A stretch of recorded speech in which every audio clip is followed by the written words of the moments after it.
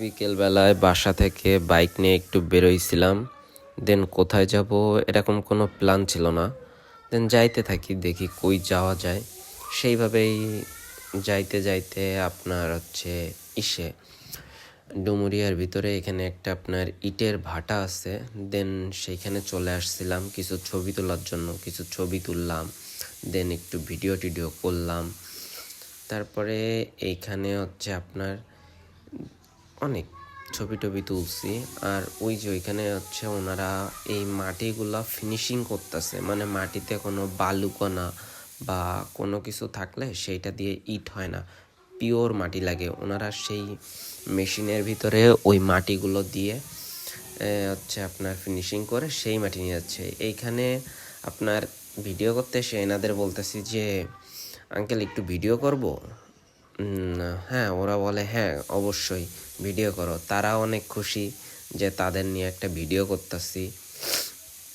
দেন এই মেশিনটায় আপনার কাজ ওই যে ওই সামনের দিকে আপনার অনেক মাটি আছে, ওই মাটিগুলো এইখানে এনে ফেলা হয় এই মেশিনের ভিতরে।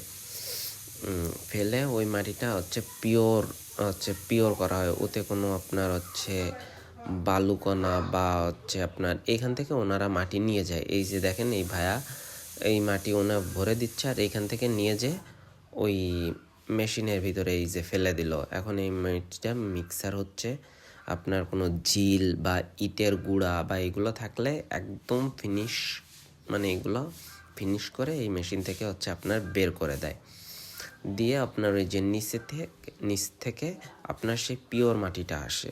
দেন ওইটা এই গাড়িটাতে করে আপনার ওই সামনের দিকে নিয়ে যায়। দেন নিয়ে ওইখানে যারা ইট বানায় তাদের কাছে দিয়ে আসে। মূলত এই যে ইটগুলো বানাইছে, পিওর যে মাটিটা বেরোইছে সেইটা দিয়ে কিন্তু এই ইটটা বানানো। আর এই যে লম্বা মতো চূড়া যেটা, ওইটার ভিতরে আপনার ইটগুলো পোড়ানো হয়। দেন পোড়ানোর পরে আমরা যেটা পাই যে লাল যে ইটটা, দেন ওইটা। আর এই যে একটা ছেলে, সে ক্যামেরা দেখে সে একটু পাটটাক নিচ্ছে, ঠিক আছে। আর এই মেশিনে করে মাটি যে ফেলে দিয়ে আসলো, আবার উনি আসছে মাটি নেওয়ার জন্য।